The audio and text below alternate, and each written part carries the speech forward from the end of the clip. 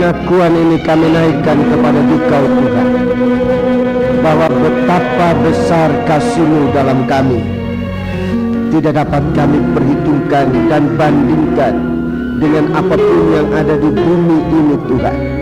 Keagungan kebesaran dunia tidak dapat menandingi kuasa ajaib-Mu Tuhan, yang sudah Engkau nyatakan memindahkan kami dari maut kepada hidup untuk Engkau peliharakan selama-lamanya dalam kerajaan-Mu yang kekal. Dan kami bersyukur, kami berterima kasih saat ini Tuhan Engkau masih menyediakan kami firman sebagai kuasa-Mu yang mampu memindahkan kami dari kegelapan kepada terang, dari penghukuman kepada kehidupan yang dibebaskan, dari penyakit kepada kehidupan yang disembuhkan oleh Dikau. Kami percaya Engkau sedang mengerjakan dalam kami semuanya ini.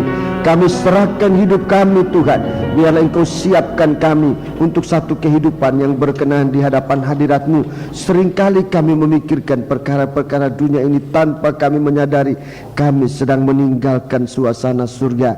Tuhan tolong ingatkan, sadarkan kami lewat pemberitaan firman-Mu, biar Engkau nyata dalam kami, mengasihi kami Tuhan. Kuasa-kuasa kegelapan yang mengganggu konsentrasi kami saat pemberitaan firman-Mu Tuhan, bersatu hati kami panggil nama Engkau buat usir dia. Di dalam nama Tuhan Yesus Kristus segala setan kami perintahkan kamu semua dalam nama Yesus pergi. Darah Yesus yang berkuasa. Terima kasih Bapa, haleluya. Berikanlah kami damai dan tenang dalam hati kami, tanpa diganggu, tanpa digoda oleh apapun dalam perasaan, dalam pikiran kami, tapi biar semua kami arahkan untuk menampung firman-Mu Tuhan. Terima kasih Bapa, dalam nama Yesus kami sudah berdoa, haleluya, amin.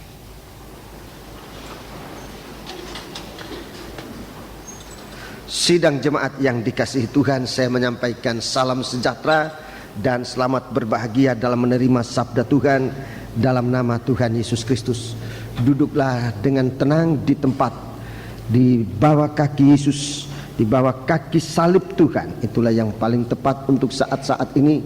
Dalam nyanyian kita mengatakan itu tempat yang terindah, dan memang tidak ada tempat lebih indah dari tempat di bawah kaki salib Tuhan. Mengapa dikatakan terindah? Sebab di bawah kaki salib itu adalah satu-satunya tempat yang tidak terjangkau oleh tangan setan untuk menyiksa, untuk mengganggu, untuk membelenggu kehidupan manusia. Di bawah kaki Yesus, tempat yang paling tepat bagi anak-anak Tuhan. Tinggallah di tempat itu, biar pada saat ini pun kita berada di bawah kaki salib Tuhan untuk duduk mendengarkan ajaran firman-Nya. Puji Tuhan, kita sudah berada dalam kitab Wahyu Fatsal yang ke-6. Kitab Wahyu Fatsal yang ke-6 ini adalah tongkat Harun yang bertunas, berbunga dan berbuahkan buah badam. Suatu keubahan drastis yang hanya dalam satu waktu, satu malam. Tongkat yang merupakan sebatang kayu yang sudah kering, yang sudah mati, saudara-saudaraku, dan ditaruh di hadapan Tuhan semalam-malaman. Ditaruh di hadapan Tuhan semalam-malaman, dan tongkat itu sempat mengalami proses pertumbuhan, proses dihidupkan oleh Tuhan. Kayu yang mati bisa hidup dengan tanda-tanda ada tunas dan berkembang, berbunga, bahkan berbuahkan buah badam hanya dalam waktu satu malam. Berada di hadapan Tuhan semalam-malaman, sementara di luar kemah pertemuan bangsa Israel sedang dalam keributan, memperebutkan berbagai macam, dan terjadi suatu kekacauan yang tidak dapat diredakan. Bagi kita sekarang, saudara-saudaraku, merupakan masalah-masalah yang tidak terselesaikan, penyakit yang tidak tersembuhkan, percobaan yang tidak bisa diselesaikan, dan sebab memang sudah begitu rumit masalahnya, sulit untuk menemukan ujung dan menyelesaikan sampai setuntas-tuntasnya. Namun Tuhan memberikan kita suatu jalan, yaitu di hadapan Tuhan kita meletakkan diri semalam-malaman, tidak dapat kita ukur dengan waktu. Ukuran manusia seperti 12 jam atau 24 jam sehari semalam. Sebab semalam-malam itu berarti ketekunan kita di dalam percobaan. Tekun di dalam percobaan itu namanya semalam-malaman. Tekun bergumul di dalam suasana masalah yang belum terselesaikan di hadapan Tuhan. Jangan kita ambil satu kegiatan, satu gerakan di luar Tuhan, tapi biar segala masalah kita bawa di hadapan Tuhan. Sebab Tuhan yang sangat memperhatikan kita. Kita merasa seperti kita seorang diri, tetapi sesungguhnya Tuhan bersama kita. Yesus juga mengatakan demikian, kamu akan meninggalkan aku, tapi aku tidak seorang diri. Di saat pengalaman kematian, di saat pengalaman percobaan, kita merasa seorang diri. Tapi Yesus kemudian berkata, aku tidak seorang diri, sebab Bapakku menyertai aku. Kemudian dia katakan, aku mengalahkan dunia ini. Itu saudara bisa baca dalam Injil Yohanes pasal 16 ayat-ayatnya yang terakhir 33-34. Ya, ayat-ayat terakhir dari Yohanes pasal 16 kita melihat di mana Yesus, saudara-saudaraku, dalam menggumuli kuasa-kuasa kegelapan, saudara-saudaraku, murid-murid meninggalkan dia, tapi dia katakan, aku tidak seorang diri, sebab Bapa senantiasa bersama aku. Tuhan bersama kita sekalian. Jika mata kita tidak dapat melihat lagi seorang teman kita, seorang saudara kita, seorang yang kita harapkan, saat itu biar mata kita tujukan kepada Tuhan yang adalah sahabat setia. Dia adalah Bapa kita, dia adalah penolong kita yang sejati. Puji Tuhan. Kita akan memeriksa kitab Wahyu pasal 6 ini, saudaraku, di mana merupakan tongkat Harun yang dapat menyelesaikan segala masalah. Pekerjaan Roh Kudus, saudara-saudaraku, dalam Wahyu pasal 6 ini, pekerjaan Roh Kudus untuk memerangi segala ketidakadilan, memerangi segala dosa, memerangi sampai dengan maut, saudara-saudaraku. Segala penderitaan menyangkut ekonomi, kelaparan, menyangkut ketidakdamaian, saudara-saudaraku, suatu masalah yang dialami oleh dunia ini, Yesus sudah berperang ganti kita. Dia membuka meterai-meterai yang merupakan rahasia-rahasia ini untuk menunjukkan kita jalan keluar dari penghukuman Allah ini. Kita akan membaca pada pagi hari ini, saudara-saudaraku, kitab Wahyu pasal 6 ini ayat 9 sampai dengan ayat yang ke-11. Ayat 9 sampai dengan ayat 11. Tolong dibaca.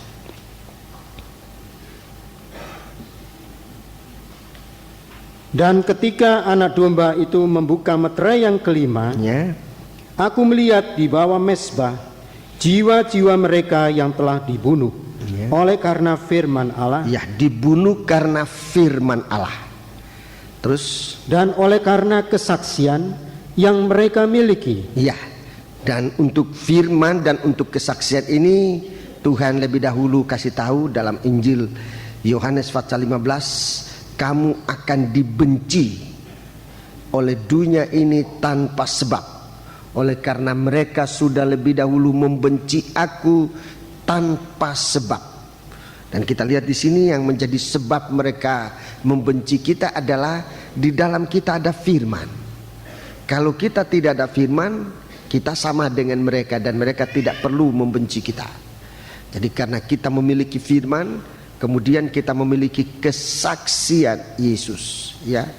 Kesaksian Yesus dalam kitab Wahyu pasal 19, kesaksian Yesus itu merupakan roh nubuat. Roh nubuat. Kesaksian Yesus itu roh nubuat. Nubuat yang terbesar adalah bahwa manusia ini yang percaya kepada Tuhan, yang disebut gereja Tuhan, akan satu waktu menjadi sempurna sama dengan Tuhan. Ini nubuat yang terbesar. Dikatakan nubuat sebab memang sekarang belum terjadi, tetapi sedang terjadi, ya.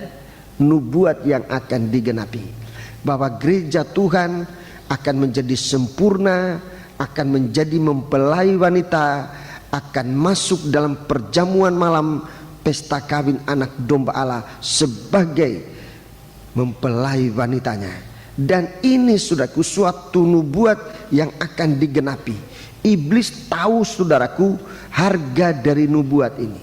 Ini dimiliki oleh gereja Tuhan. Gereja Tuhan memiliki kesaksian Yesus, nubuat bahwa gereja Tuhan satu waktu akan tampil tanpa cacat dan celah. Sementara setan yang tadinya malaikat yang berada di hadapan Allah sudah jatuh dan dosa mereka tidak akan pernah terampuni. Dan saudara-saudaraku, dengan melihat keadaan gereja yang akan diubah menjadi cemerlang tanpa cacat dan celah, jelas setan menjadi sangat cemburu, sangat iri hati, dan akan mengadakan suatu pembalasan dan suatu kekejaman kepada gereja Tuhan. Oleh karena dua hal ini, oleh karena gereja Tuhan memiliki firman, iblis, saudara-saudaraku, tidak mendapat kesempatan ini lagi. Firman, saudara-saudaraku, sudah diambil oleh Tuhan. Dan kepada gereja Tuhan percayakan firman ini. Saudara-saudaraku, apa yang ada pada iblis, saudara-saudaraku, hanyalah suatu ketidakbenaran. Iblis kemudian disebut menjadi bapa pembohong. Berarti firman dia sudah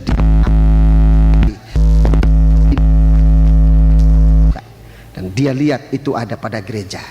Gereja memiliki kebenaran firman, memiliki kesaksian. Dan itu sebabnya saudara-saudaraku, mereka menyiksa anak-anak Tuhan. Ayat 10. Dan mereka berseru dengan suara nyaring, katanya, berapa lamakah lagi, ya penguasa yang kudus dan benar, engkau tidak menghakimi dan tidak membalaskan darah kami kepada mereka yang diam di bumi? Ya, jadi ini jiwa yang berseru. Jiwa yang berseru suatu tanda bahwa saudara-saudaraku, orang yang dipancung kepalanya karena kesaksian Yesus dan karena firman Tuhan itu tidak mati. Seperti darah Habel, ya, salah satu contoh darahnya Habel. Sekalipun dia sudah dipukul mati dan darahnya tercurah ke tanah, saudaraku, tapi darah itu dia berseru kepada Tuhan. Dia tidak mati. Di dalam darah terletak jiwanya manusia ini. Orang yang percaya kepada Tuhan, saudara-saudaraku, tubuhnya bisa kembali kepada tanah, menjadi tanah, tetapi jiwanya dia tidak mati. Darahnya dia masih berseru, dan kita lihat di sini darah itu menuntut balas. Darah itu tidak membalas sendiri, tetapi menuntut balas dari Tuhan untuk membalaskan kepada orang-orang yang diam di bumi ini. Ayat 11. Dan kepada mereka masing-masing diberikan sehelai jubah putih, dan kepada mereka dikatakan bahwa mereka harus beristirahat sedikit waktu lagi, hingga genap jumlah kawan-kawan pelayan dan saudara-saudara mereka yang akan dibunuh sama seperti mereka. Ya, mereka ini dipakaikan baju putih seperti yang dianjurkan oleh Tuhan dalam Wahyu Pasal 3. Orang yang masih hidup ini dianjurkan untuk memiliki baju yang putih. Wahyu Pasal 3 kita baca. Wahyu Pasal 3 ayat yang ke-18.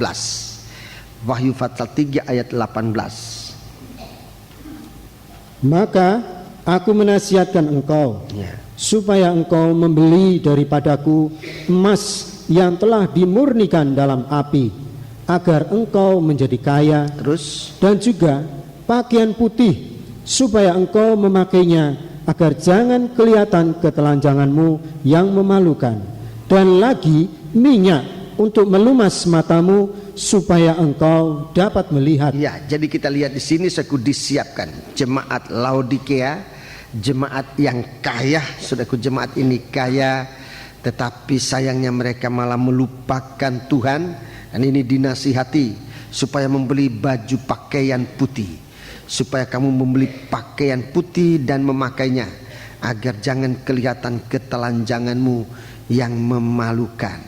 Jadi kepada gereja Tuhan, kepada kita sekalian ini, Tuhan siapkan demikian supaya menjadi satu kehidupan yang dipakaikan oleh Tuhan dengan pakaian putih. Untuk apa kita pakaian putih ini? Untuk apa kita pakai pakaian putih ini?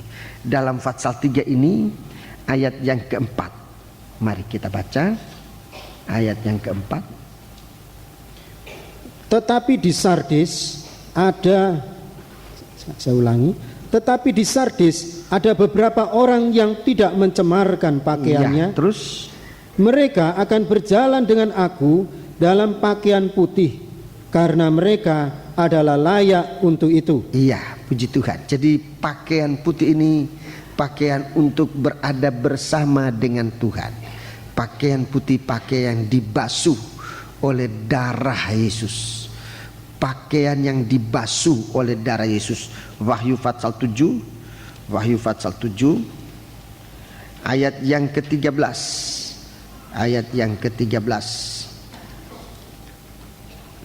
Dan seorang dari antara tua-tua itu berkata kepadaku, siapakah mereka yang memakai jubah putih itu, dan dari manakah mereka datang?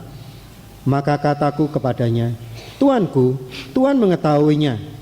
Lalu ia berkata kepadaku, mereka ini adalah orang-orang yang keluar dari kesusahan yang besar. Keluar dari kesusahan besar. Jadi mereka tidak bisa dikuasai oleh percobaan, tidak bisa dikuasai oleh penyakit, tidak bisa dikuasai oleh kekejaman. Mereka lolos, mereka keluar, menembusi segala barikade, segala halangan, rintangan yang dikerjakan oleh setan. Mereka lolos dari kesusahan besar. Terus, dan mereka telah mencuci jubah mereka dan membuatnya putih di dalam darah anak domba. Iya, putih di dalam darah anak domba. Puji Tuhan. Jadi kita lihat di sini saudaraku, bahwa kita dalam hidup ini, kita masih hidup ataupun jika Tuhan izinkan kita dipanggil oleh Tuhan, selalu dalam pakaian putih, yang artinya saudara-saudaraku, kehidupan yang selalu dibasuh dengan darah anak domba, dengan darah Yesus. Segala kekurangan, segala kesalahan kita akui di hadapan Tuhan, dan itu suatu siksaan untuk mengaku kesalahan. Saudara-saudaraku, sudah nyata dalam kehidupan hari-hari kita, merupakan suatu hal yang sangat berat. Untuk mengaku dosa itu sesuatu hal yang sangat berat. Lain kali lebih berat dari pekerjaan yang berat, lebih sakit dari penyakit yang berat, untuk mengaku dosa kepada Tuhan dan kepada sesama. Tetapi ini merupakan suatu sistem Tuhan, di mana Tuhan mau membasuh jubah kehidupan kita kalau kita mengaku, dan darah Yesus menyucikan kita dari segala kesalahan. Tidak mengapa kita mengulangi 1 Yohanes pasal 1 ayat 9. 1 Yohanes pasal 1 ayat 9. Sebenarnya saudara bisa membaca ayat 7 dan ayat 9, tapi pada pagi hari ini kita baca ayat 9. Jika kita mengaku dosa kita, Ya, jika kita mengaku dosa kita, maka Ia adalah setia dan adil. Ia adalah setia dan adil, Sehingga Ia akan mengampuni segala dosa kita, ya, dan menyucikan kita dari segala kejahatan. Ia menyucikan kita dari segala kejahatan. Ini cara menghabiskan dosa. Ini cara Tuhan melepaskan dosa dari kita. Caranya manusia menghapuskan dosa dengan dusta, Dan itu tidak mungkin. Begitu manusia berbuat dosa, cepat manusia mencari perkataan dusta, perbuatan-perbuatan pura-pura, dan segala tindakan-tindakan yang tidak benar. Untuk apa? Untuk menutup dosa itu. Tetapi saudara-saudaraku, dosa tidak bisa dihapuskan dengan dusta. Dan sekalipun manusia cenderung untuk melakukan itu, tetapi di dalam sejarah hidup manusia sampai di hadapan hadirat Tuhan, tidak ada orang suci karena dusta. Sekalipun dusta itu mungkin namanya dusta putih, dusta putih, merah, atau berapa warna pun yang namanya dusta tidak dapat menutup dosa. Pengakuan itu bersama dengan darah Yesus itu yang menghapuskan segala dosa. Tapi bagi daging ini suatu penderitaan. Manusia lebih memilih menderita sekarang daripada nanti. Padahal penderitaan nanti itu sangat dahsyat. Suatu penderitaan yang tidak ada ujungnya. Lebih baik sekarang kita mengaku. Memang saat kita mengaku tidak enak. Saat kita dicambuk itu tidak enak. Saat kita disucikan itu rasanya tidak enak. Tetapi sesudah itu kita baru mendapatkan bagian kebenaran. Mari, surat Ibrani pasal 12. Surat Ibrani pasal yang ke-12. Surat Ibrani pasal yang ke-12. Ayat 11. Ayat 10, mulai ayat 10.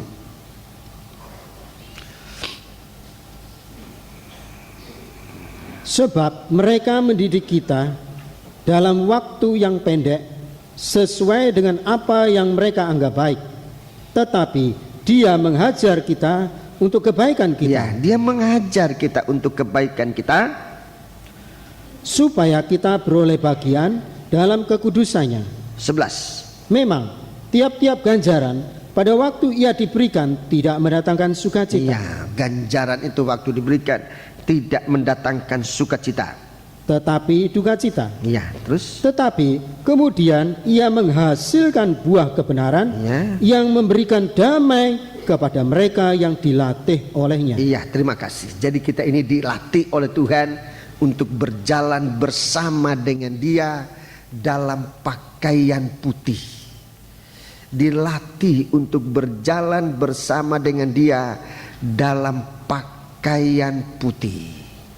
Sudah, dan dalam pakaian putih ini segala sesuatu yang tidak benar itu disingkirkan oleh Tuhan dalam kita, dan kita akan mencapai suatu finish, suatu titik tibanya dengan segala sukacita sebagai pemenang-pemenang. Puji Tuhan. Dalam meterai yang kelima kita melihat orang-orang yang mati syahid. Ini melengkapi pasal yang meterai yang keempat. Meterai yang keempat itu tentang kuda kelabu yang penunggangnya adalah maut. Kuda kelabu dengan penunggangnya adalah maut.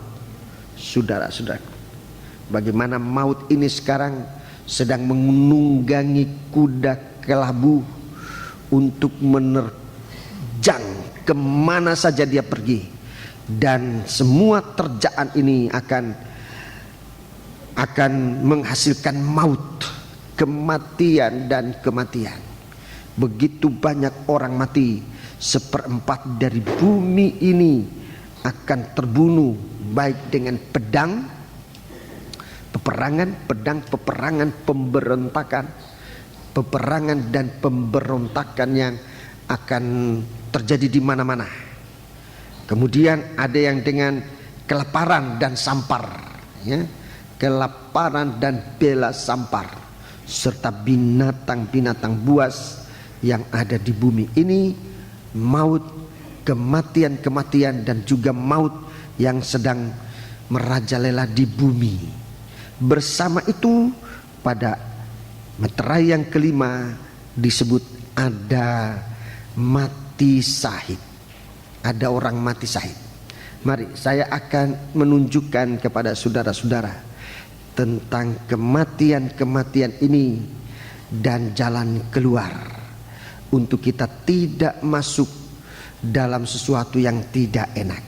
Kita melihat, saudaraku, kita melihat dalam meterai yang keempat, meterai dan meterai yang kelima, ini kematian-kematian yang sedang berlaku. Nomor satu ada kematian umum. Dalam Alkitab dikatakan itu disebutkan karena pelanggaran dan dosa-dosa manusia. Manusia ini akan mati, tubuhnya akan kembali kepada lebu tanah, jiwanya kembali kepada Sang Pencipta. Ada kematian-kematian. Kemudian ada kematian, ada kematian yang disebutkan mati syahid. Matinya anak-anak Tuhan yang percaya kepada Dia. Matinya anak-anak Tuhan yang mempunyai firman dan kesaksian Kristus. Ini yang kedua. Kemudian saudaraku, manusia ini nanti ada yang tidak mengalami kematian. Tidak mengalami kematian, bagikan anggur dan minyak yang tetap terpelihara. Jadi saudara-saudaraku, Tuhan memberikan kita sesuatu ini untuk kita bisa lihat di tempat mana seharusnya kita berada, di tempat mana seharusnya manusia ini berada. Saya mulai nomor satu dengan kematian pada umumnya ini. Manusia umumnya akan mati. Manusia pada umumnya akan mati. Itu keadaan umum. Tetapi di tengah-tengah keadaan umum ini, saudara-saudaraku, Rasul Paulus memberitakan kepada kita bahwa kita tidak akan mati semuanya. Jadi di tengah-tengah keadaan umum manusia akan mati, ada firman yang disampaikan kepada kita. Rasul Paulus mengatakan ini suatu rahasia. Ini suatu rahasia yang sempat dibukakan. Tidak semuanya kita akan mati. 1 Korintus pasal 15. Ini lebih baik kita baca, saudaraku, sebab ini tempat yang kedua yang Tuhan tawarkan kepada kita sekarang ini. 1 Korintus pasal yang ke-15. 1 Korintus pasal 15 ayat 51. 1 Korintus pasal 15 ayat 51. Yang tadi ayatnya saudaraku dalam Ibrani 9 ayat 27. Manusia sudah ditentukan satu kali akan mati. Sesudah itu ada penghukuman. Manusia ditentukan satu kali akan mati, sesudah itu ada penghukuman. Itu dalam Ibrani 9 ayat 27. Tetapi sekarang kita membaca suatu rahasia. Ayat 51, 1 Korintus 15 ayat 51. Sesungguhnya aku menyatakan kepadamu suatu rahasia. Ya, suatu rahasia. Kita tidak akan mati semuanya. Kita tidak akan mati semuanya. Tetapi kita semuanya akan diubah. Ya, tapi kita semuanya akan diubah. Ini tempat yang indah yang tadi kita nyanyikan, di kaki Tuhan, di kakimu. Kesempatan kita diubah oleh Tuhan. Kesempatan mendengar firman Tuhan. Kesempatan kita sedang diubahkan oleh Tuhan. Dalam ibadah kita mengalami diubahkan oleh Tuhan, oleh kuasa firman. Dalam kesetiaan kita melayani Tuhan, saudara-saudaraku, kita pun diubahkan oleh Tuhan.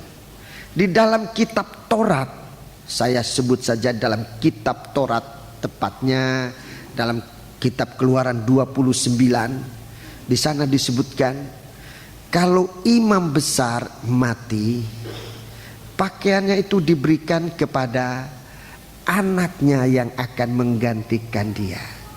Jadi pakaian imam besar dipakai oleh anak-anaknya untuk melayani Tuhan. Jadi kita lihat di sini bagaimana imam besar kita Yesus Kristus sudah mati. Yesus Kristus sebagai imam besar sudah mati di atas kayu salib. Dan cerita apa yang sangat menarik waktu Yesus mati di atas kayu salib, saudaraku, adalah di mana pakaiannya dia bagi-bagikan. Pakaiannya dibagi-bagikan sampai kepada tentara-tentara, kepada bangsa kafir mendapat bagian dari pakaian-pakaian. Tapi satu pakaian, satu jubah yang tidak boleh dirobek. Itu jubah diberikan kepada seorang yang kena undi, saudara-saudara. Itu dipakai oleh orang yang mendapatkan undi ini. Ini jubah yang tidak berjahit, hanya satu tenunan yang utuh dari atas sampai di bawah. Ini jubah yang dipakai oleh Yesus. Kemudian waktu dia di atas kayu salib itu dilucuti dan diberikan kepada dia yang kena undi. Saudara-saudaraku, ini pakaian-pakaian berbicara tentang tabiat, tentang kehidupan Tuhan, tentang kuasa Tuhan, tentang kemampuan Tuhan yang Tuhan percayakan kepada kita sekarang dengan saudaraku, dengan tanda ia mati di atas kayu salib. Ia sudah mati, yang memungkinkan kita anak-anak Tuhan ini bisa bertabiatkan tabiat Kristus. Saudara percaya? Dalam pelayanan kita, kalau pelayanan ini disertai dengan tanda kematian Tuhan, Yesus sudah mati bagi kita, maka pakaian itu diberikan kepada kita. Kemampuannya, saudara, kuasanya, tabiatnya, perasaannya diberikan kepada kita untuk melayani Tuhan. Rasul Paulus dalam Filipi 2, sebuah ayat yang, atau beberapa buah ayat yang sangat menjamah hati saya, adalah supaya pikiran dan perasaan yang ada pada Kristus menjadi pikiran dan perasaan yang juga ada pada kamu, untuk menghampakan diri dan setia, bahkan taat sampai mati. Ini satu pakaian yang diberikan oleh Tuhan, tidak kepada semua orang, saudara, tetapi hanya kepada orang yang tahu rahasia ini. Rasul Paulus mengatakan, ada sesungguhnya aku menyatakan kepadamu suatu rahasia, kita tidak akan mati semuanya. Itu artinya dari semua yang mati, masih yang akan mati, masih Tuhan sisakan orang-orang yang tidak akan mati. Orang-orang yang tidak akan mati. Saudara-saudaraku, inilah satu kehidupan yang akan mengalami suatu hal yang luar biasa, suatu kehidupan yang akan mengalami ini. Kuasa Allah bagaikan suatu undi, suatu yang diundikan bagi kita sekalian.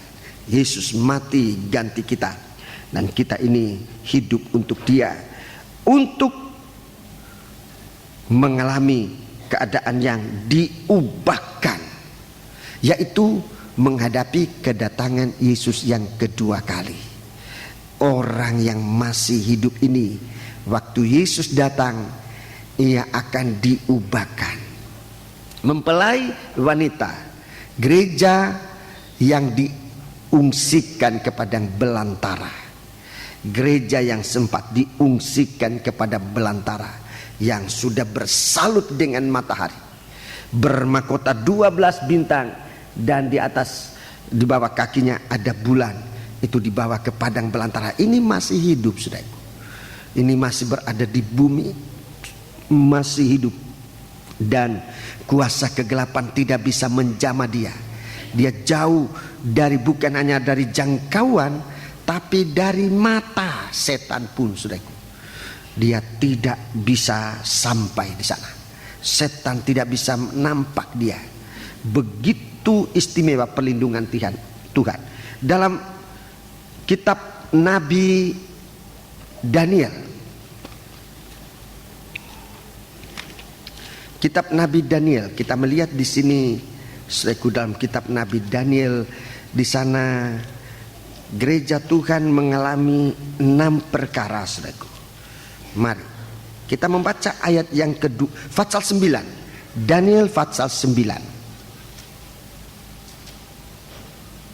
Daniel pasal 9.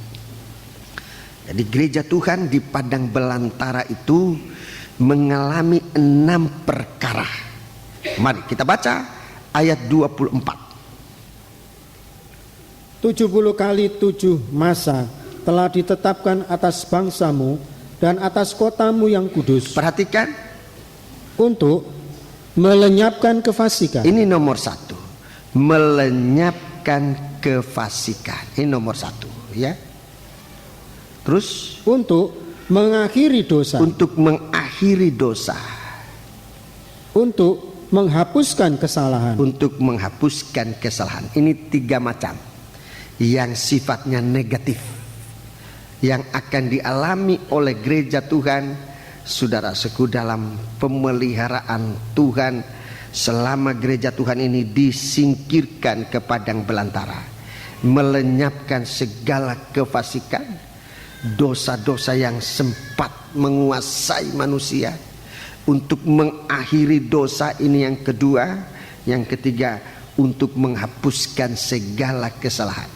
Jadi tidak ada satu titik noda pun, baik noda itu dari kesalahan, dari dosa maupun dari kefasikan, itu disingkirkan, dihapuskan sama sekali.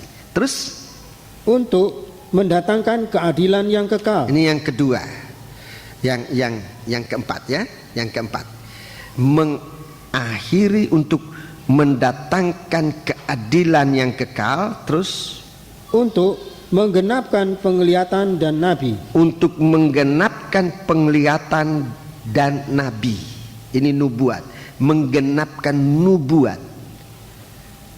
Ketiga, Dan untuk mengurapi yang maha kudus. iya, jadi 3 yang terakhir ini sifatnya positif. Jadi di padang belantara ini gereja Tuhan, ini gereja Tuhan yang hidup, yang diubahkan oleh Tuhan. Gereja Tuhan yang diubahkan oleh Tuhan mengalami ini.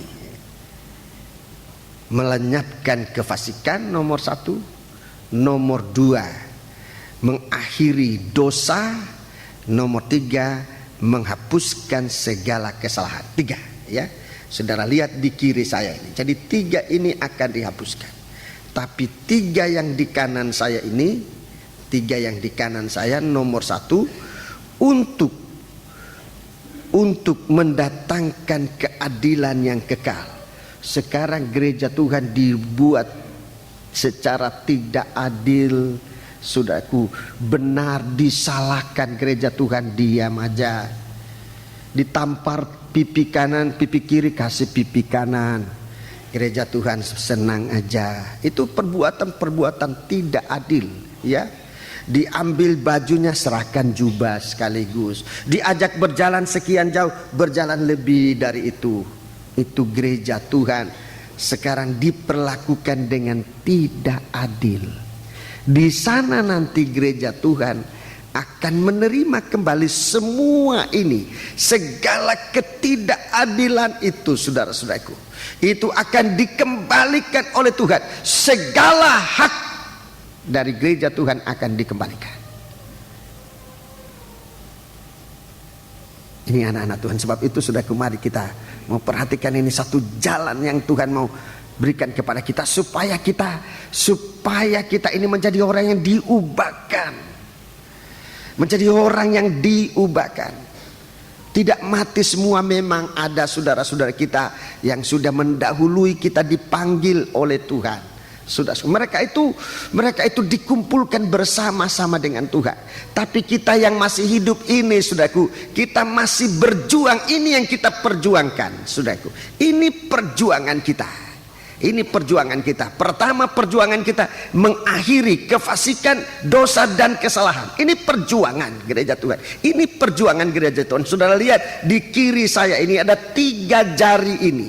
3 jari ini untuk mengakhiri ke segala kefasikan, melenyapkan kefasikan, mengakhiri dosa, kemudian menghapuskan kesalahan. Ini perjuangan sekarang. Dengan darah Yesus, segala kefasikan, perbuatan-perbuatan kita yang jahat kepada orang lain diakui, disadari, saudaraku, dan darah Yesus akan merubah kita menjadi orang yang tidak lagi fasik, supaya segala kesalahan kita diakhiri, supaya segala dosa kita dihapuskan. Ini 3, ini perjuangan sekarang ini. Dosa apapun, sekecil apapun, kalau sudah mengikat manusia, itu namanya kefasikan. Sengaja berbuat dosa itu kefasikan. Berbuat pelanggaran, berbuat kejahatan kepada Tuhan, kepada sesama, itu fasik, itu kefasikan. Itu harus diperangi, saudaraku. Di sini dikatakan 70 kali 7 masa telah ditetapkan Tuhan atas bangsamu, atas kotamu, untuk melenyapkan kefasikan. Ini peperangan bersama dengan darah Yesus. Kemudian yang kedua, saudara-saudaraku, untuk mengakhiri dosa, untuk melenyapkan segala kesalahan. 3 ini perjuangan ini. Kita gunakan darah Yesus, sarana yang paling tepat. Mengaku dan darah Yesus melenyapkan semua ini. Kemudian perjuangan ini yang di tangan kanan saya ini, ada 3 hal yang kita harus rebut, yang harus kita terima. Saudara-saudaraku, kalau perjuangan pertama kita berhasil, kalau perjuangan pertama kita berhasil, saudara-saudaraku, perjuangan yang kedua ini akan berhasil, pasti berhasil. Nomor 1, kita menerima keadilan. Segala hak kita yang diperkosa selama kita di bumi ini, itu dikembalikan oleh Tuhan. Saudara percaya? Saudara percaya? Kita digigit, kita diapakan saja, kita diapakan saja, saudaraku, tanpa sebab. Tapi kita banyak kali serahkan kepada Tuhan. Perjuangan kita sekarang, saudaraku, dengan kuasa firman, dengan kesaksian yang kita miliki, untuk menerima kembali keadilan ini. Menerima keadilan. Kemudian yang kedua, menggenapkan nubuat, penglihatan dan nubuat. Akan menggenapkan penglihatan dan nubuat ini. Penglihatan yang diberikan oleh Tuhan kepada Rasul Yohanes, bahwa masa depan gereja Tuhan ini bukan suram, bukan gelap, tapi dalam penglihatan dan dalam nubuat, bahwa gereja Tuhan punya masa depan yang cemerlang. Itu penglihatan. Dinubuatkan, tidak punya cacat dan celah, tetapi sempurna dan akan diperhadapkan kepada Dia. Itu kita akan terima itu. Itu yang kedua. Firman Allah yang diwahyukan, yang kita bisa lihat, yang kita bisa dengar, itu akan menjadi wujud, akan menjadi kenyataan. Dan kalau sekarang saudara dalam perjalanan hidup sehari-hari mengalami wujud dari firman Allah, saudara-saudaraku, itu untuk menguatkan kita. Itu kuasa mujizat Tuhan. Dalam Injil Markus pasal 16 dikatakan, untuk meneguhkan firman-Nya, untuk meneguhkan firman yang kita dengar, yang kita baca, bahwa firman itu benar. Haleluya. Ini nanti akan digenapkan, di mana kita disingkirkan di padang belantara. Kesempatan yang tidak bisa diganggu oleh setan. Dosa, kesalahan, kefasikan tidak akan datang lagi. Kemudian yang akan datang 3 perkara ini. Keadilan. Kemudian yang kedua, firman Tuhan, penglihatan itu digenapkan. Digenapkan. Yang ketiga, urapan yang maha kudus, seperti Yesus diurapi. kita akan meningkat sampai seperti Yesus diurapi, yaitu takut akan Tuhan. Urapan ini tidak diterima oleh malaikat. Urapan setingkat ini malaikat tidak terima. Itu sebabnya malaikat bisa memberontak.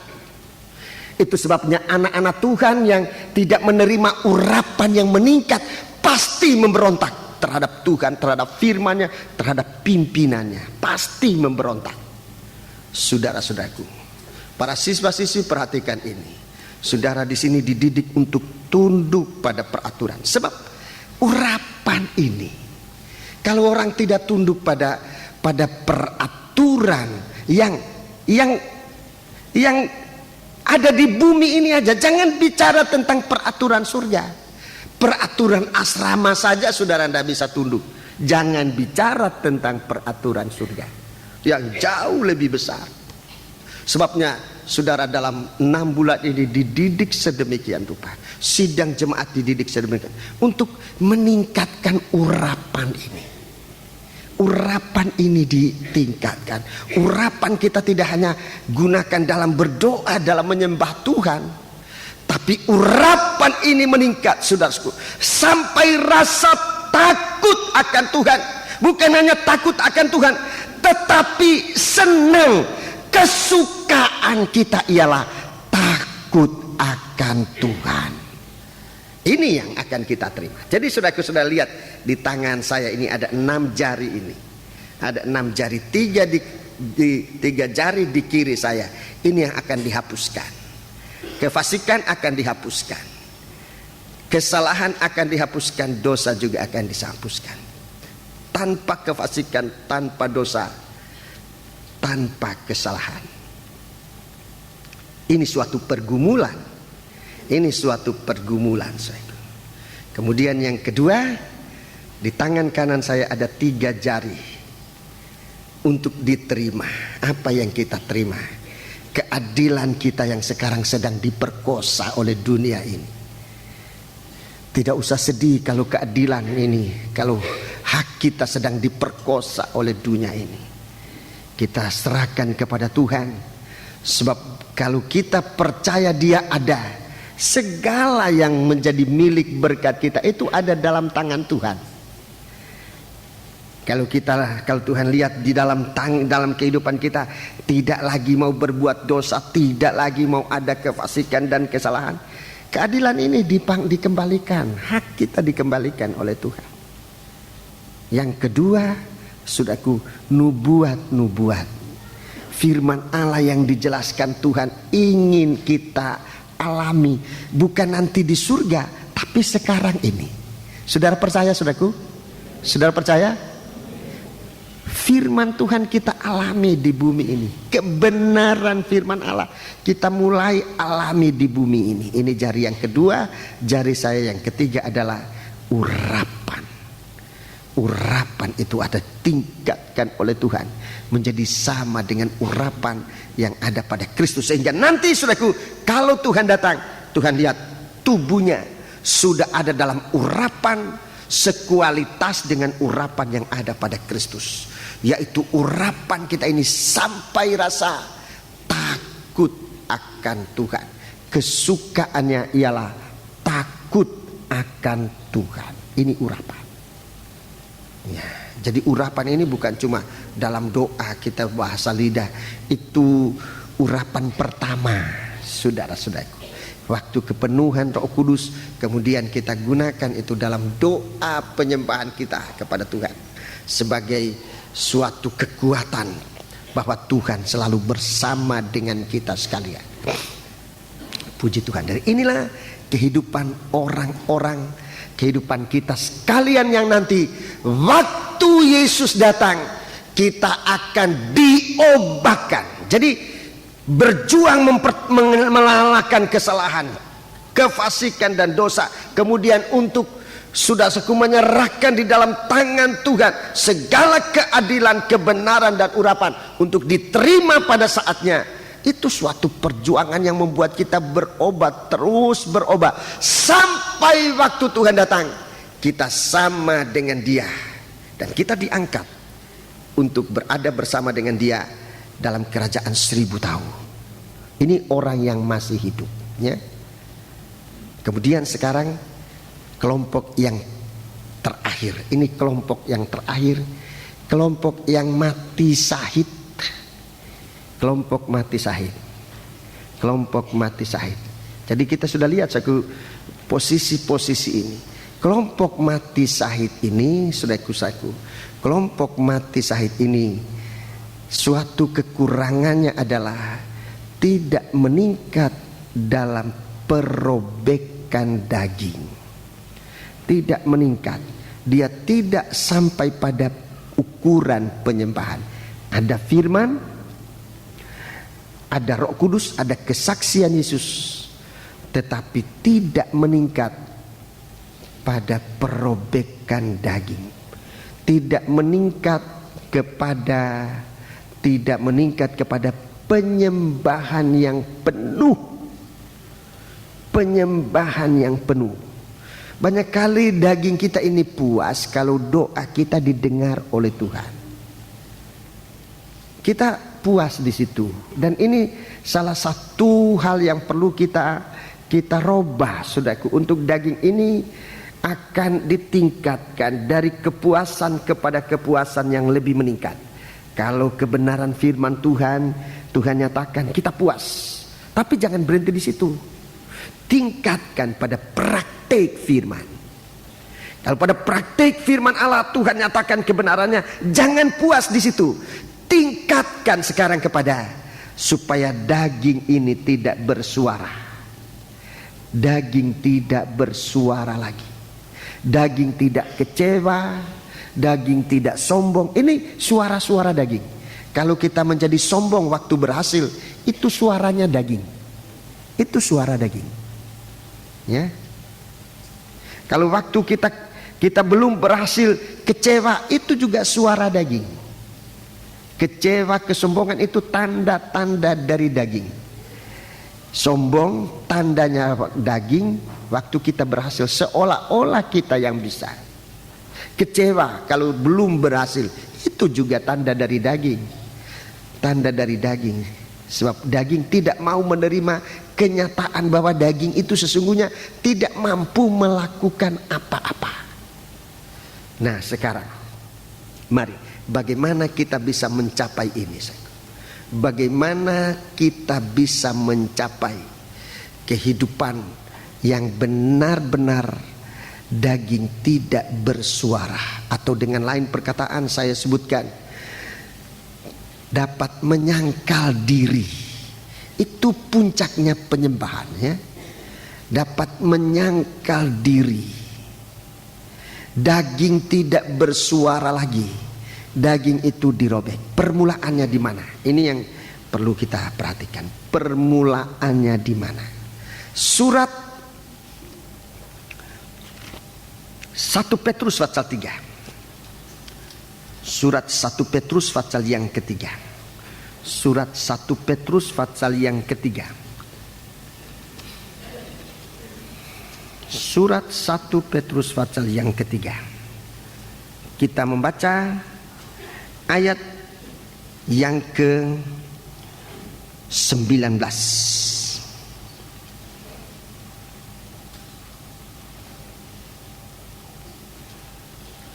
Dan di dalam roh itu juga ia pergi memberitakan Injil kepada roh-roh yang di dalam penjara, yaitu kepada roh-roh mereka yang dahulu pada waktu Nuh tidak taat kepada Allah. Ketika Allah tetap menanti dengan sabar waktu Nuh sedang mempersiapkan bahteranya, di mana hanya sedikit, yaitu 8 orang yang diselamatkan oleh air bah itu. Ya. Ini roh ini berada sampai akhir zaman. Ini roh ini, saudaraku, masih ada sampai sekarang. Ini roh-roh ini. Tapi disebutkan roh dalam penjara. Roh-roh yang tidak ada kebebasan. Di dalam, saudara taruh tanda pada 1 Petrus ini, sebab kita akan kembali nanti. 1 Petrus pasal 3 ini saudara taruh tanda. Kita melihat model roh ini. Model roh ini yang sekarang kita sudah lihat ada sekarang. seperti zaman Nuh, demikian juga zaman kita sekarang. Mari kita mau lihat modelnya roh itu. Kitab Kejadian pasal yang ke-6. Kitab Kejadian pasal yang ke-6. Mari kita membaca Kitab Kejadian pasal yang ke-6. Ini modelnya roh yang zaman Nuh itu. Mari kita baca ayat 5.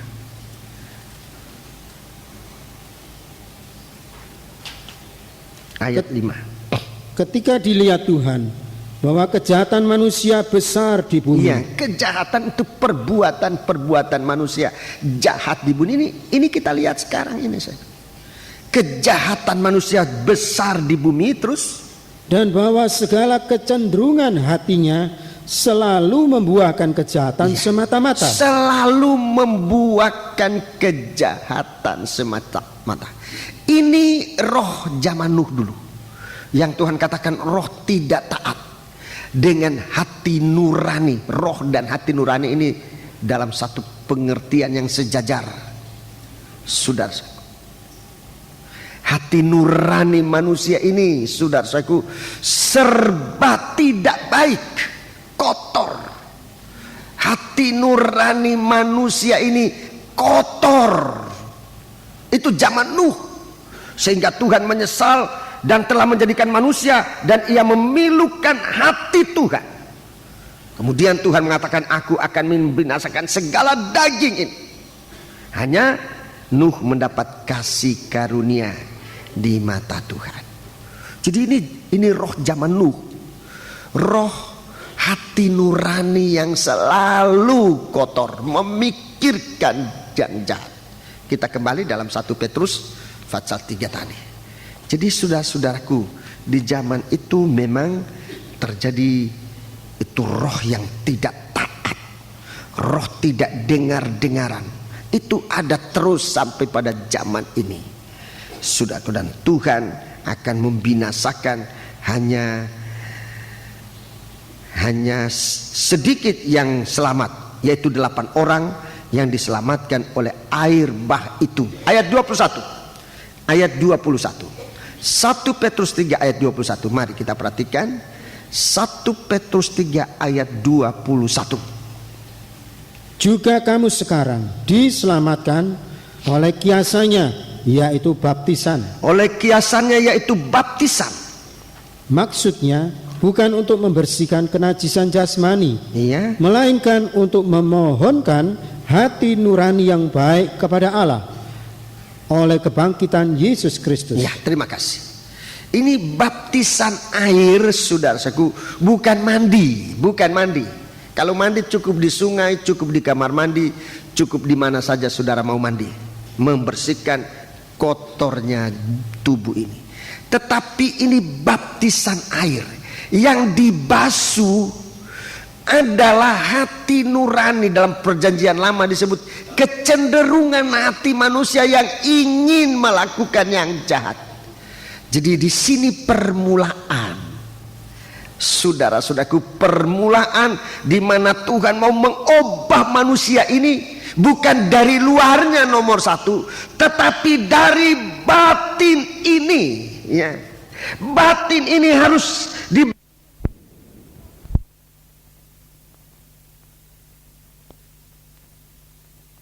ini, saudara-saudaraku, membasuh hati nurani manusia.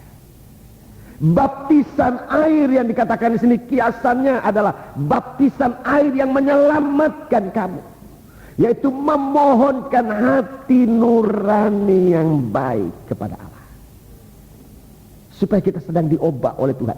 Kalau hati nurani kita diubah oleh Tuhan, saudara, kita diubah oleh Tuhan secara total, dari bangsa kafir menjadi keturunan Ibrahim. Saudara percaya? Saudara percaya? Untuk luput dari penghukuman, dari murka yang akan datang. Jadi itu permulaan, itu baptisan air. Kita sedang diubah oleh Tuhan sekarang. Kita tidak mati semuanya, tapi kamu semua mendapat kesempatan diubah. Mulai dari mana? Dari baptisan air yaitu dibaptiskan dengan air dan firman. Itu sebabnya baptisan air ini sudah perhatikan baik-baik. Bagi saudara-saudara yang belum dibaptiskan air dan mau masuk baptisan air, diberi kesempatan. Semoga Tuhan belum datang pada tanggal 14 Juli yang akan datang, hari Senin, akan ada baptisan air. Kemungkinan besar di tempat ini akan diadakan baptisan air. Saudara boleh mendaftar mulai sekarang, tapi yang saya anjurkan adalah rajin mendengar firman Allah. Sebab baptisan air itu bukan tanpa firman. Baptisan air dan firman. Supaya saudara-saudara benar-benar dimulai dengan keobahan dari dalam batin ini, dari hati nurani ini. Dalam Injil Matius pasal yang ketiga. Injil Matius pasal yang ketiga. Injil Matius pasal yang ketiga. Injil Matius pasal yang ketiga, kita lihat bagaimana Tuhan mengusahakan kita sekarang. Injil Matius pasal yang ketiga. Injil Matius pasal ketiga ayat 7. Mulai ayat yang ke-7. Tetapi waktu ia melihat banyak... Ia di sini adalah Yohanes Pembaptis. Perkataan ia tolong ganti dengan Yohanes Pembaptis. Tetapi waktu Yohanes Pembaptis melihat banyak orang Farisi dan orang Saduki datang untuk dibaptis. Ya, orang Farisi, orang Saduki ini bukan orang yang tidak kenal Tuhan. Ini orang kenal Tuhan. Orang Farisi ini adalah orang yang ahli dalam firman Allah. Orang Saduki, orang tahu firman Allah tetapi melawan firman Allah. Ini orang Saduki. Orang Farisi, orang tahu firman Allah dan kokoh pendiriannya dalam firman Allah tapi tidak melakukannya. Kalau orang Saduki tahu firman Allah tapi untuk melawan firman Allah. Jadi dia belajar firman Allah untuk melawan firman Allah sampai pada kebangkitan. Ini dua kelompok ini datang untuk dibaptis. Ya. Baca terus. Berkatalah Yohanes Pembaptis kepada mereka, "Hai kamu keturunan ular biludat, siapakah yang mengatakan kepada kamu bahwa kamu dapat melarikan diri dari murka yang akan datang? Jadi hasilkanlah buah yang sesuai dengan pertobatan." 9. Dan jangan mengira bahwa kamu dapat berkata dalam hatimu, Ya. Abraham adalah bapa kami. Jangan mengira bahwa kamu berkata Abraham adalah bapa kami. Terus, Karena aku berkata kepadamu, aku berkata kepadamu, Allah dapat menjadikan anak-anak bagi Abraham dari batu-batu ya, ini. kalau saya gunakan kalimat lain, Allah berkuasa merubah batu-batu, itulah bangsa kafir, menjadi anak Ibrahim. Allah berkuasa merubah batu-batu. Siapa itu batu-batu? Itu adalah bangsa kafir yang hatinya keras. Manusia yang tadinya tidak taat, manusia yang berhati nurani, yang hanya cenderung berbuat kejahatan, itu bisa diubah oleh Tuhan, dirubah oleh Tuhan menjadi anak-anak Ibrahim. Di dalam perjanjian itu, sebabnya dalam surat Roma, saudaraku Rasul Paulus mengatakan bahwa orang yang sebenarnya anak-anak Ibrahim ini bukan dari tubuh dan daging ini, tetapi dari perjanjian, dari firman Allah yang merubah batu, kehidupan yang keras, kehidupan yang tadi fasik, kehidupan yang berdosa, kehidupan yang ada kesalahan, saudaraku. Tapi dia berperang, saudaraku, dia berjuang untuk merubah tabiat ini. Fasik, kesalahan dan dosa, ini tabiat orang kafir. Diperangi untuk diubah oleh Tuhan menjadi anak Ibrahim yang punya hak. Dia berhati nurani yang baik. Dalam baptisan air, saudara-saudaraku, yang sebenarnya adalah supaya kita diubah oleh Tuhan.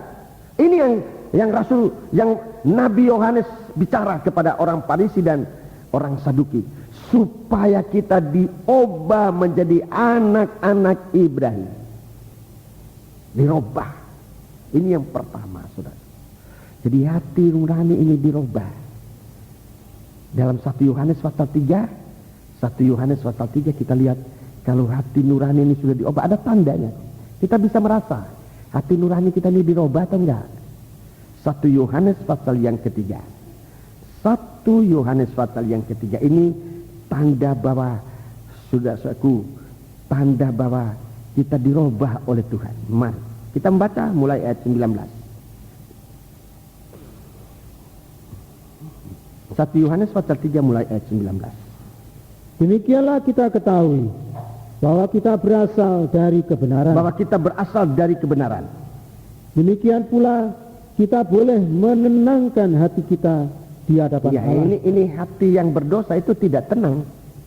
Orang berbuat dosa seperti Adam dan Hawa tidak tenang, lari kemana-mana, bersembunyi dari hadapan Tuhan. Dia tidak tenang. Dalam perhimpunan orang suci dia tidak tenang.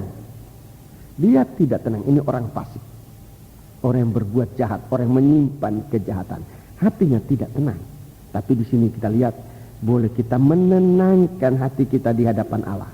Terus, Sebab jika kita dituduh olehnya, ya, Allah adalah lebih besar daripada hati kita, serta mengetahui segala sesuatu. terus, Saudara-saudaraku yang kekasih, jikalau hati kita tidak menuduh ini kita, hati nurani yang sempat dibasuh, ya, dalam baptisan air itu, hati nurani yang sempat dibasuh, hati nurani tidak menuduh kita, maka kita mempunyai keberanian percaya untuk mendekati Allah. ya. Jadi sebelum baptisan air itu, saudara mendengarkan firman Allah, kalau ada dosa diakui.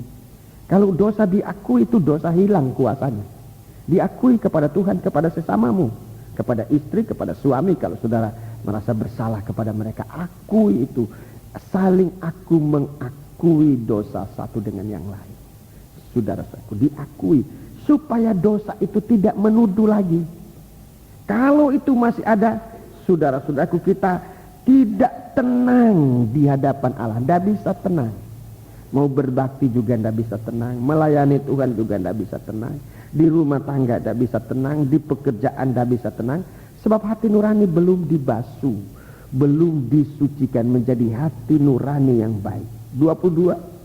Dan apa saja yang kita minta, Ya, jadi kalau hati nurani ini tenang, apa saja yang kita minta, kita memperolehnya daripadanya. terus, Karena kita menuruti segala perintahnya dan berbuat apa yang berkenan kepadanya. berbuat apa yang berkenan kepadanya. Mari ayat 23. Dan inilah perintahnya Inilah itu, perintah. supaya kita percaya akan nama Yesus Kristus anaknya, Ya, dan supaya kita saling mengasihi sesuai dengan perintah yang diberikan Kristus kepada iya, kita. terima kasih. Jadi ini hanya bisa dilakukan oleh kalau hati nurani sudah dibasuh, bisa percaya kepada Dia, bisa saling mengasihi satu dengan yang lain. Kalau hati nurani tidak dibasuh, saudara-saudaraku, ini kita bisa memiliki firman, kita bisa memiliki kesaksian, tetapi tidak bisa meningkat dalam penyembahan. Doa kita selalu terhalang. Selalu terhalang. Apa yang menghalangi? Ini, hati nurani. Hati nurani. Dan mulai dari baptisan air, saudara-saudaraku, apa yang harus diperbaiki di sana adalah kekerasan hati itu. Kekerasan hati yang suka mempertahankan dosa, suka melakukan yang tidak benar, itu diakui supaya dalam baptisan air itu dihapuskan. Dengan demikian, saudaraku, kalau hati nurani ini sudah baik, kelanjutannya dalam doa kita ini sudah meningkat, ya. Mulai dari hati nurani baik, kemudian hati nurani ini menjadi hati nurani yang dengar-dengaran. Kalau hati nurani tidak baik, tidak mungkin jadi orang dengar-dengaran. Tidak mungkin dengar-dengaran. Jadi, saudaraku, penyembahan kita itu dimulai dari baptisan air. Dimulai dari baptisan air. Kita memiliki firman, kita memiliki kesaksian. Tapi kalau penyembahan kita tidak meningkat, itu nanti akan masuk di dalam mati sahid. Hati nurani kita dalam baptisan air ini dibaharui. Supaya menjadi apa? Orang yang benar-benar menyembah Allah. Apa yang disebut menyembah Allah? Bukan sekedar berlutut ya, memang itu menyembah Allah. Atau kita angkat tangan, kita menyembah kepada Tuhan. Tetapi wujudnya dari penyembahan yang bisa kita persembahkan kepada Tuhan adalah dengar-dengaran tanpa ada berhala. Tanpa ada berhala. Berhala ini yang menghalang penyembahan kita. Dengar-dengaran itu menyingkirkan segala berhala. Saudara-saudara dengar, berulang kali saya katakan, berhala di akhir zaman itu adalah kekerasan hati. Hati yang tidak sempat, nurani yang tidak sempat dibasuh, itu akan meningkat menjadi kekerasan hati yang disimpan oleh manusia, menjadi berhala yang nanti membawa manusia kepada kebinasaan. Sudah kita perhatikan ini. Berhala itu membuat manusia nanti tidak mengerti firman. Sekalipun firman ini sudah disampaikan secara sederhana pada hari Jumat kalau tidak salah, saudara. Kalau seumpama makanan saudara sudah disuap, tinggal nelan aja. Begitu pertolongan Tuhan. Tidak mau membaca dibacakan, tidak ngerti dijelaskan, tinggal nelan. Tinggal nelan aja. Kalau nelan sudah tidak mau ya, itu berarti kekerasan hati sudah sampai di leher ini. Batu itu sudah memuncak begitu kuat. Dan batu itu nanti akan digambarkan bagaikan Babel yang akan dibuang ke dalam lautan dan tidak akan pernah timbul. Jangan keras hati, saudaraku. Jangan keras hati. Kekerasan hati ini harus disingkirkan untuk penyembahan meningkat. Yang namanya wujud penyembahan ini adalah dengar-dengaran seperti Yesus, taat. Inilah anakku yang kukasihi, kata Tuhan. Waktu dia berada di atas bukit dalam penyembahan, Tuhan tidak bicara dia menyembah, tetapi Tuhan lihat, inilah anakku yang aku kasihi, kepadanya pun aku berkenan. Dengarkan dia, dengar dan dengar-dengaran seperti dia dengar-dengaran kepada Bapa. Ini penyembahan, ini proses perobekan daging. Mulai dari hati nurani diperbaiki, disucikan, meningkat kepada dengar-dengaran. Ini wujud penyembahan yang diukur oleh Tuhan. Sejauh mana penyembahanmu? Tadi saya katakan tidak diukur sekedar berapa banyak berkat kita terima, tetapi sejauh mana engkau dengar-dengaran kepada Tuhan. Ibrahim waktu dia diberkati sangat. Ibrahim waktu dia diberkati sangat oleh Tuhan dengan segala sesuatu. Tuhan uji ketaatan dan dengar-dengaran. Ibrahim, persembahkan anakmu. Persembahkan anakmu. Sebenarnya banyak yang harus dipersembahkan, saudara-saudaraku. Tetapi belum merupakan suatu ujian sejauh mana Ibrahim punya doa penyembahan meningkat. Seandainya waktu itu Tuhan katakan, korbankan lembu sapi sekian banyak, Ibrahim bisa mempersembahkan itu. Tetapi akan taat dan dengar-dengarannya, Tuhan belum bisa lihat sejauh mana taatnya Ibrahim. Di waktu dia memiliki seorang anak yang dijanjikan oleh Tuhan, Ibrahim persembahkan anak itu. Dan Ibrahim ambil keputusan taat dan dengar-dengaran. Dia mempersembahkan anak itu. Dan waktu dia akan menyembelih, Tuhan halangi dia. Ibrahim, cukup, aku sudah melihat ketaatan. Iman yang juga Rasul Yohanes tadi mengatakan dalam 1 Yohanes pasal 3 itu, perintah Tuhan supaya kita percaya di situ supaya kita taat. Ini hati, peningkatan hati nurani, taat pada perintah Tuhan. Waktu itu sudah suatu soal berkat itu ditingkatkan oleh Ibrahim, oleh Tuhan kepada Ibrahim. Dia bukan hanya kaya sendiri, tetapi ia memperkaya sampai kepada bangsa kafir. Tidak ada orang lebih kaya dari Ibrahim. Nobel, saudaraku, tidak sekaya Ibrahim. Untuk hadiah Nobel harus diundi, harus lewat panitia dan sebagainya. Tapi untuk menerima berkat Ibrahim sampai hari ini diberikan kepada siapapun yang percaya. Saudara-saudaraku, begitu berkelimpahan berkat Ibrahim, orang yang taat. Doanya, saudara-saudaraku, pengikutannya, ketaatannya, dengar-dengarannya seperti Yesus sudah dengar-dengar. Ibrahim juga pernah dengar-dengar. Dia mempersembahkan apa saja yang diminta oleh Tuhan. Saudara-saudaraku, anaknya yang satu-satunya diminta oleh Tuhan dan dia persembahkan. Aku sudah mengetahui ketaatanmu. Dan Ibrahim disebut bapaknya orang percaya. Meningkat dari dengar-dengaran, perhatikan doa ini, meningkat dari dengar-dengaran. Doa ini meningkat di Taman Getsemani. Doa meningkat di Taman Getsemani. Ini doa, ini peningkatan doa untuk kita bisa diobahkan oleh Tuhan. Tidak usah masuk dalam mati syahid. Apa yang terjadi di Taman Getsemani? Yesus melihat cawan dan dia katakan, Tuhan, kalau bisa cawan ini lalu daripadaku, tapi dalam hal ini bukan kehendakku, tapi kehendakmu jadi. Apa artinya ini? Ini bukan hanya dengar-dengaran, tapi ini menyangkal diri.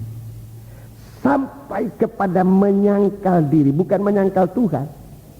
Kita seringkali karena mempertahankan diri, kita menyangkal Tuhan. Dan ini terjadi nanti banyak dalam gereja Tuhan, dalam anak-anak Tuhan. Tapi untuk pagi hari ini biar kita berdoa, jangan berlaku itu dalam kehidupan kita. Akan banyak orang yang kecewa dan meninggalkan Tuhan. Akan ada orang yang tidak tahan lagi dalam mendengarkan pengajaran yang benar. Akan gugur dari iman. Bukan semacam itu Tuhan menghendaki kita. Tetapi supaya kita menjadi orang yang benar-benar diubah oleh Tuhan. Sampai kita menyangkal diri. Jadi sudah lihat tingkatan doa penyembahan ini, tingkatannya mulai dari hati nurani disucikan. Ini doa didengar oleh Tuhan. Dengar-dengaran diperkenan oleh Tuhan. Kemudian kita menyangkal diri di hadapan Tuhan. Hanya kehendak Tuhan kita tidak mampu lakukan. Tapi di Taman Getsemani, malaikat datang menguatkan Yesus dalam doa penyangkalan ini. Menyangkal dirinya, menyangkal kehendak, supaya hanya kehendak Tuhan.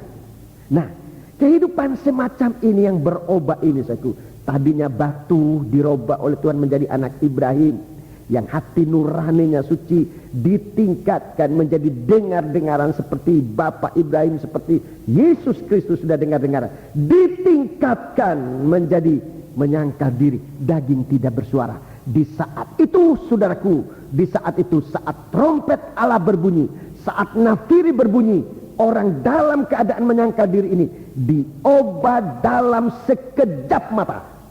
Itu dalam Wahyu pasal 15. Maafkan, dalam 1 Korintus pasal 15. Diubah dalam sekejap mata menjadi satu kehidupan yang tidak dikuasai oleh maut. Satu kehidupan yang tidak dikuasai oleh maut. Sementara dunia ini tidak dikuasai oleh maut. Sementara dunia ini dikuasai oleh maut. Anak-anak Tuhan yang berdoa, yang berubah, bukan cuma memiliki firman dan kesaksian, tapi ada keubahan hidup. Kedatangan Yesus Kristus yang kedua kali identik dengan keubahan ini. Dari batu, dari kafir menjadi orang percaya. Hati nurani disucikan. Menjadi orang dengar-dengaran, menjadi orang yang menyangkal diri. Kalau ada, saudaraku, penyucian dalam hati nurani ini, tidak sulit untuk dengar-dengaran kepada Tuhan.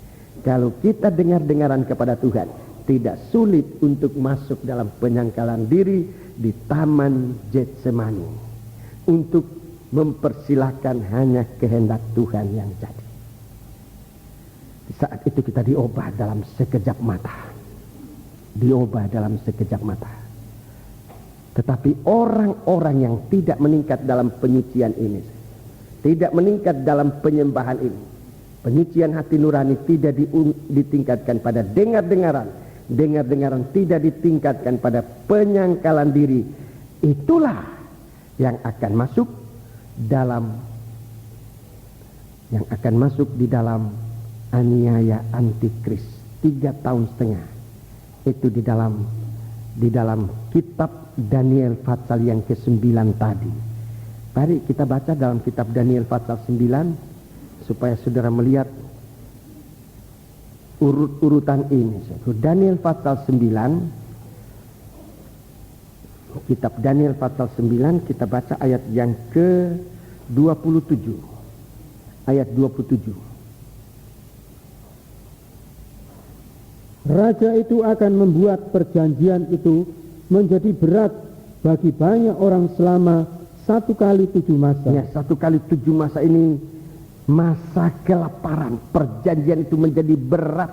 Masa kelaparan 7 masa. Itu bicara minggu terakhir.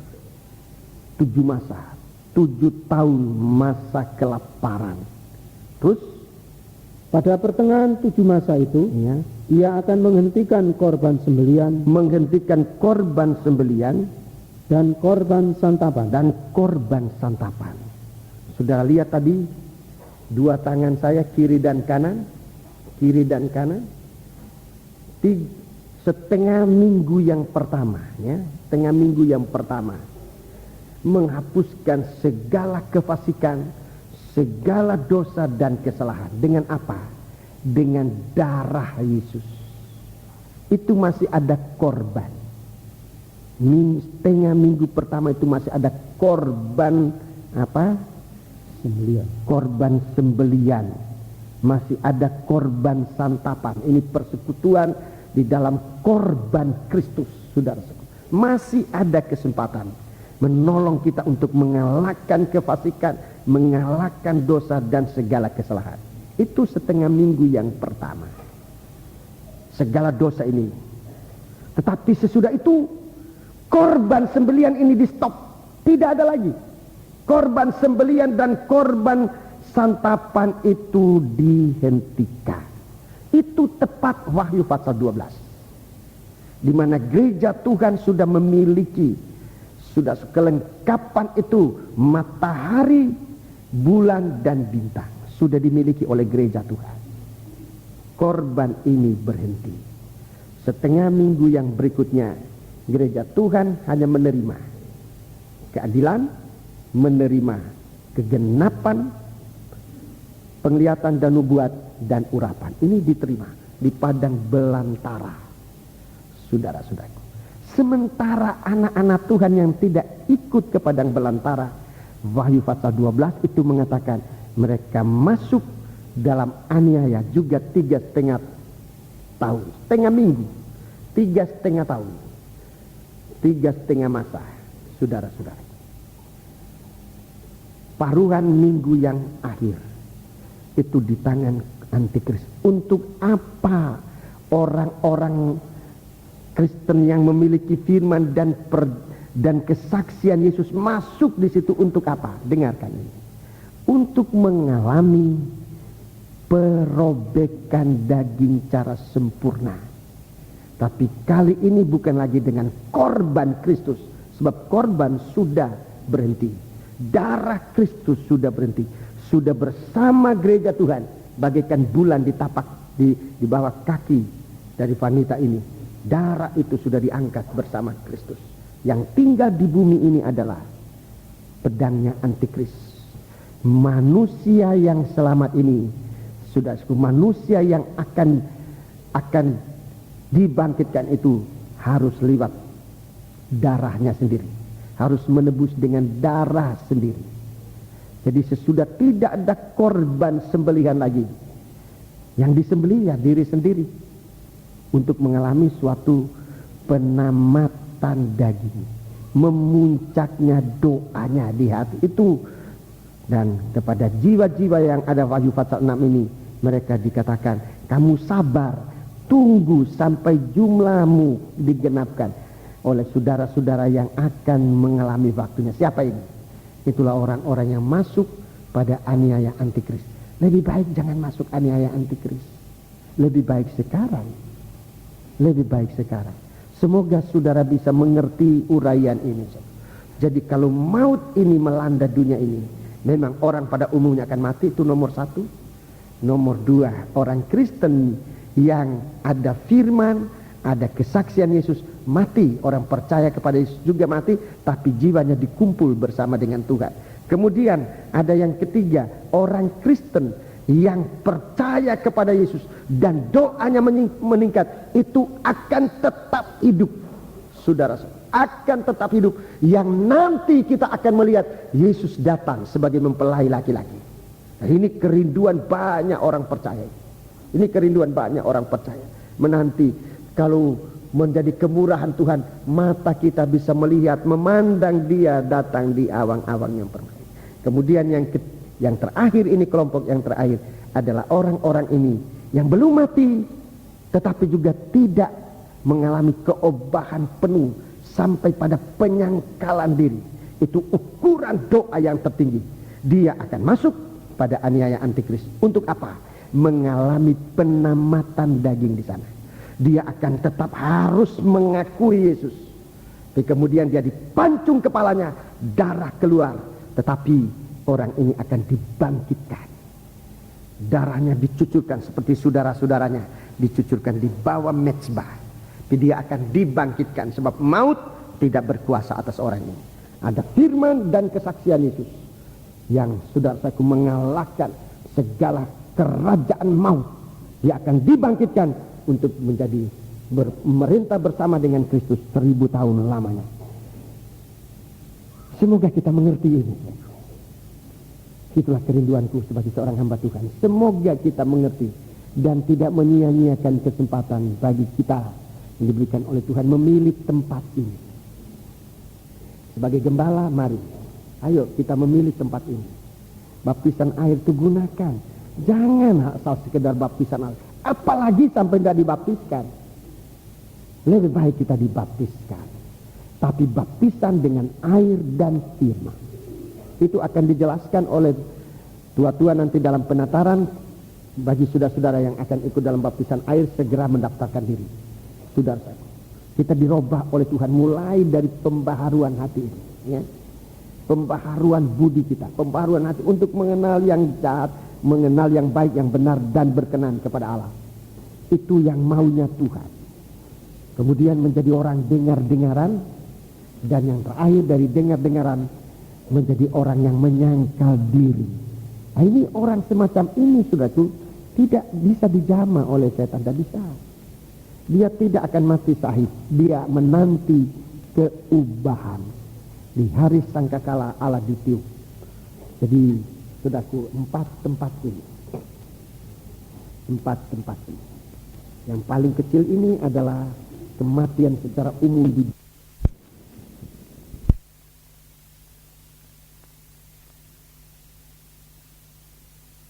sekarang ini. Yang ketiga, orang yang mati hidup sampai Yesus datang. Ini yang ketiga. Yang keempat adalah orang yang ketinggalan waktu Yesus datang. Sudah waktu gereja Tuhan disingkirkan, maafkan, waktu gereja Tuhan disingkirkan ke padang belantara, orang-orang yang ketinggalan itu akan mengalami aniaya. Tapi saudara-saudaraku, orang-orang ini kuat untuk tidak lagi menyembah kepada berhala, tidak lagi menyembah kepada antikris nabi palsu, tapi mereka harus dipenggal, kepalanya harus dikepenggal. Darah itu meleleh dicurahkan di bawah kaki mezbah sebagai korban pendamaian. Tapi maut tidak berkuasa, dia akan dibangkitkan. Bersama-sama nanti dengan orang-orang yang dirobahkan akan bertemu di awang-awang yang permai waktu masuk ke negeri ke kerajaan 1000 tahun. Ini akan bersama-sama. Orang mati dibangkitkan, termasuk orang mati syahid dibangkitkan. Orang hidup diobahkan, dan dua-dua akan bertemu di angkasa dan beramai-ramai pertemuan yang indah di angkasa untuk masuk dalam kerajaan 1000 tahun. Oh, betapa indah hari itu. Betapa indah. Semoga kita menjadi orang yang melihat kedatangan Tuhan waktu dia datang kedua kali. Saudara merindu? Puji Tuhan. Kita bangkit berdiri, kita melakukan.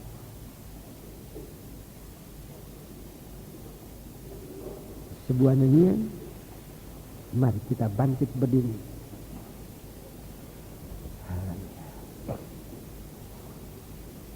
Kita melakukan sebuah nyanyian dari 120 Psalm. Psalm 120.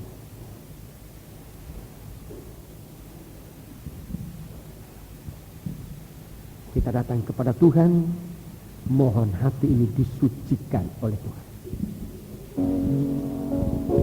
Kita lakukan 119 dan 120 ini secara bersama. Ya. Kuncinya berbeda, tapi ambillah kunci yang dapat diikuti oleh semua.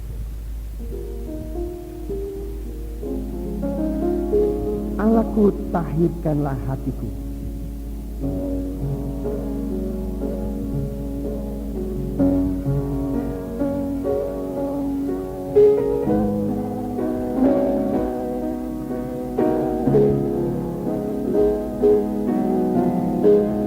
Allahku, tahirkanlah hatiku.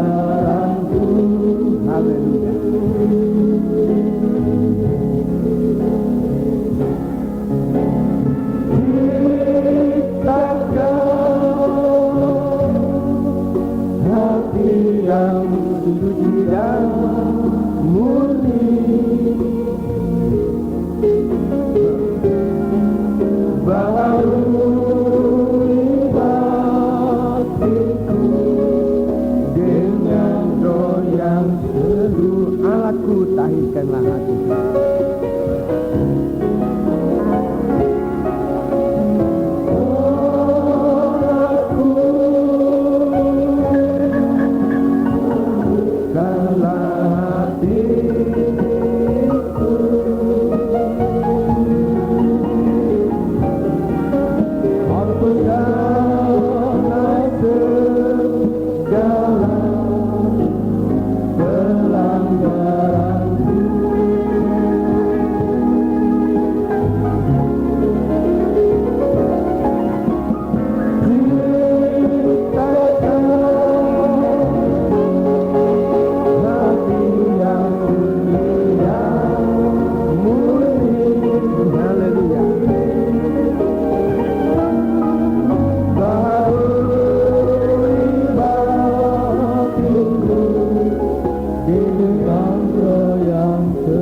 Pada saat ku memandang wajahnya yang mulia,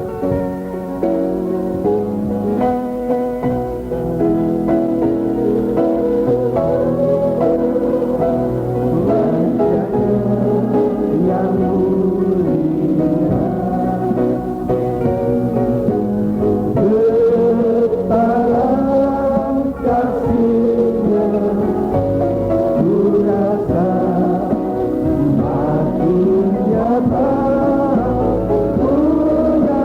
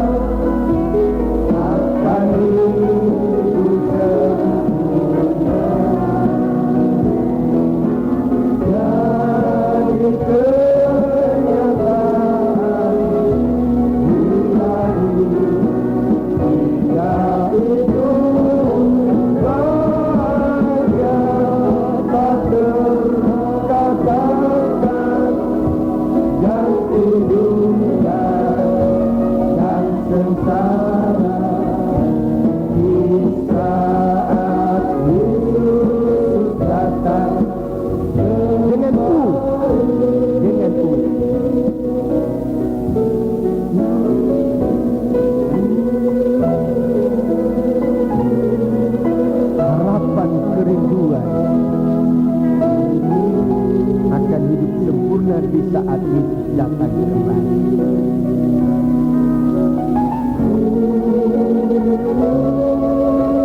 Tetapi bagaimana kita bisa mencapai kalau hati kita tidak dirubah oleh Tuhan?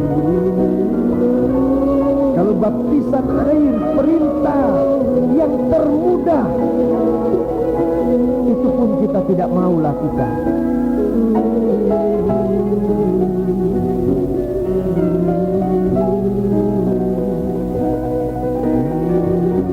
Kalau Yesus kembali, biar hati kita sudah dirubah oleh Tuhan.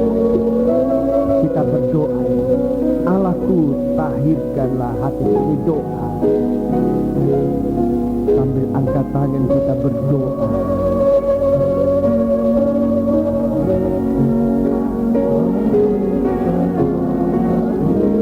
Hanya hati yang dirubah oleh Tuhan.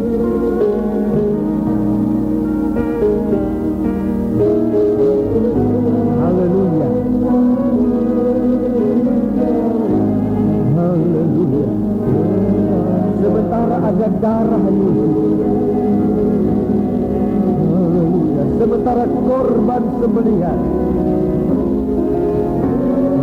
sementara korban makanan masih berjalan saat itu, Tuhan mau merubah kehidupan kita, mulai dari pembaharuan hati. Haleluya.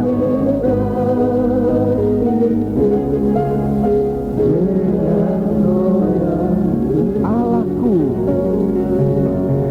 haleluya.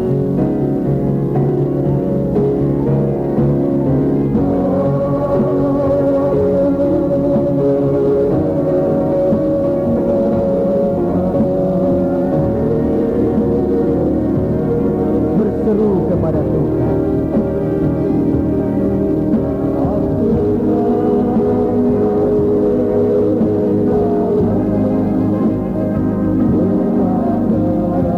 Kita menghadapi Yesus yang akan datang kembali.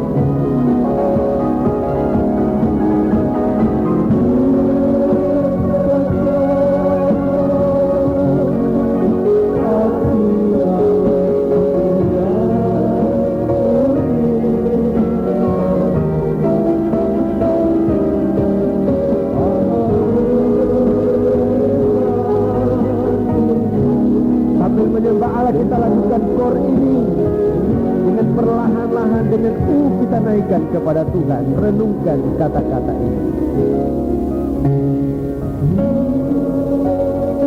Karena itu saudara-saudara, demi kemurahan Allah aku menasihatkan kamu, supaya kamu mempersembahkan tubuhmu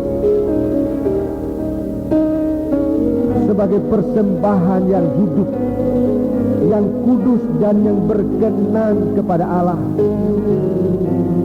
Itu adalah ibadahmu yang sejati.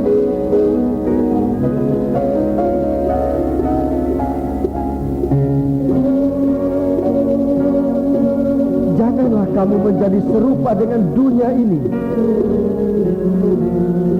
tetapi berubahlah oleh pembaharuan budimu, sehingga kamu dapat membedakan manakah yang kehendak Allah, yaitu apa yang baik, apa yang berkenan kepada Allah dan yang sempurna. Menyembahlah kepada Allah. Haleluya, haleluya, haleluya, haleluya, haleluya.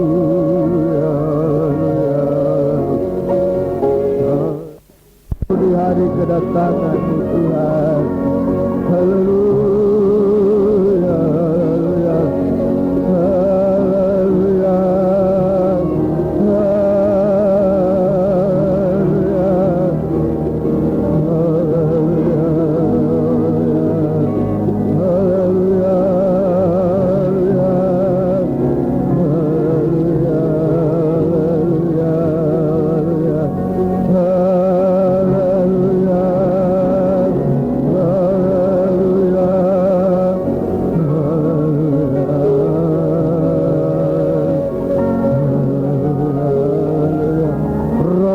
kehidupan kami Tuhan. Oleh kuasa darah-Mu menghapuskan segala kejahatan kami, untuk mata kami terarah hanya kepadamu, memandang akan kedatangan-Mu yang kedua kali, dan kami berbahagia. Haleluya, haleluya. Terima kasih Tuhan, terima kasih. Engkau tahu keadaan anak-anak-Mu dalam sidang jemaat, yang dalam percobaan, yang dalam penyakit, yang dalam kelemahan imannya. Biarlah Engkau berikan, oh Tuhan, ajaran yang benar dalam kehidupan kami, agar kami tertolong di hari-hari yang jahat ini, menjadi orang-orang yang disingkirkan oleh Dikau ke padang belantara, jauh dari mata ular. Tuhan, jangan seorang pun di antara kami kiranya akan menjadi orang yang ketinggalan, sebab setelah mendengar firman-Mu, biarlah Engkau tetap bekerja dalam kami Tuhan. Haleluya. Terima kasih, bukan hanya untuk melakukan firman-Mu, tetapi sementara kami melakukan firman-Mu, tabiat dan keobahan dari Engkau berlaku dalam kami. Inilah doa kami ya Bapa, yang kami naikkan di dalam nama Tuhan Yesus Kristus. Haleluya. Amin. Kita akan melakukan sebuah nyanyian, dan sementara korban akan dipersembahkan kepada Tuhan. Korban ini akan kita persembahkan untuk kepentingan pekerjaan kabar mempelai.